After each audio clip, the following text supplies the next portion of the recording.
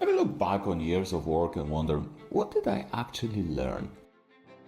If you hate delivering your plan and it drains you consistently, there's something wrong with it. Achievements are nice, but they are cherry on top of the cake. If you don't like the cake, why to get it for the sake of the cherry?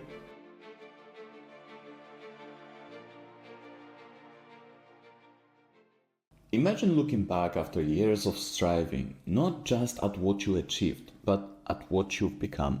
This is the gift of a long-term vision, lessons that shape your future, hidden inside the journey itself. I will look back on years of work and wonder, what did I actually learn?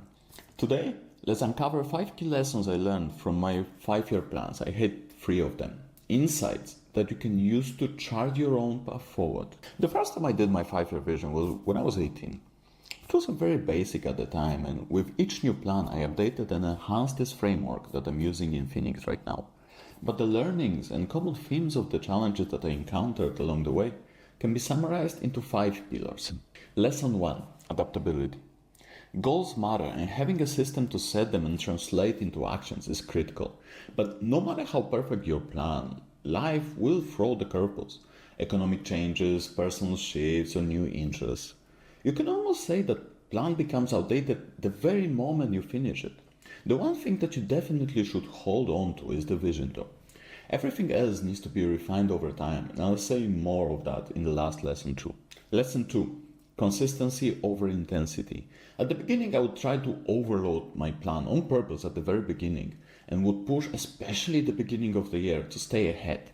But consistently I realized that around August, September, I would start getting pretty tired and sometimes would even drop the plan until November or December altogether. It's been consistent for a few years until I decided to focus way more on the consistency. Suddenly, it became way more manageable and I was able to keep the plan alive through the whole year. And that delivered way more result than trying to push myself too much at the very beginning, especially at the beginning of the year. Lesson 3. Focus on impact, not just achievements. It's tempting to chase shiny goals, titles, promotions, or numbers, but what truly endures is what you get from it. Consistently, the goals that were more linked to my values and top priorities created way more value along the way for me. Love the journey, not the destination, they say. I know it sounds like a cliche, but if you hate delivering your plan and it drains you consistently, there's something wrong with it, or the goals that you set. Don't get me wrong. Achievements are nice, but they are cherry on top of the cake. If you don't like the cake, why to get it for the sake of the cherry? Lesson 4. The right environment matters. And I mean all part of your environment. Place, work, friends, colleagues to begin with. I know it's not a popular opinion, but understanding which people in your life give you energy and which consistently suck it out of you might be very helpful. And yes, sometimes when your friend is in a tough situation, it might happen for a period of time. But if you notice that consistently relationship with certain people leave you worse than not knowing them, maybe it's time to do something about it. And yet that includes family too. As when it comes to everything else, it's worth understanding where you work the best. Some people like working from the cafes, for example. I personally am not a big fan of that, and I wouldn't be able to do it unless I really have to, for example, in the airport.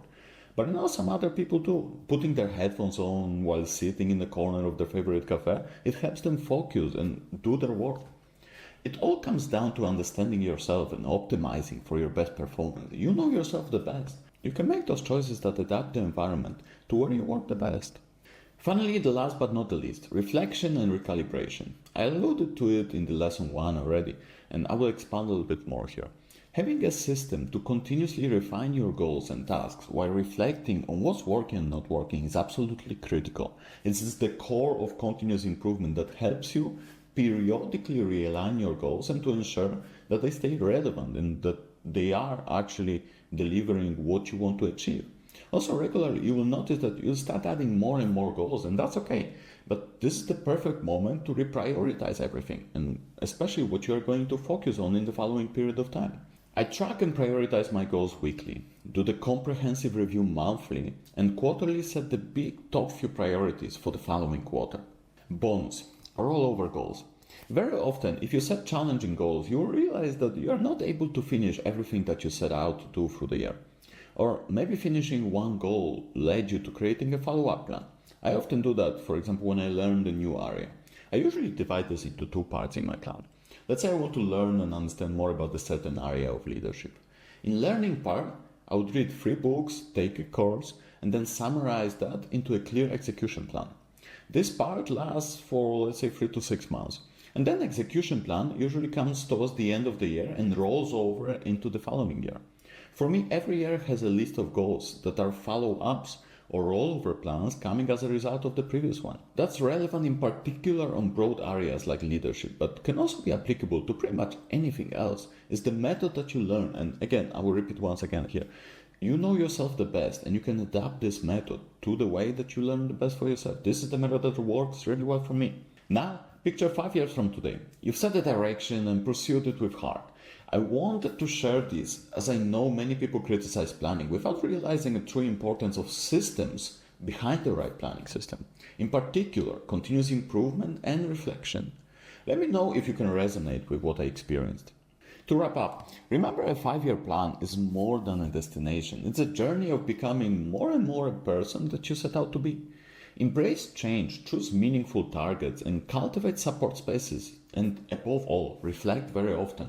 In 5 years, you look back not just at what you've done, but who you've become, and that's the real success. And above all, you really need to enjoy that journey. If the journey is not something that brings you happiness, then take a step back and reflect. Are you working on the goals that really matter to you, or are you working on someone else's expectation of you?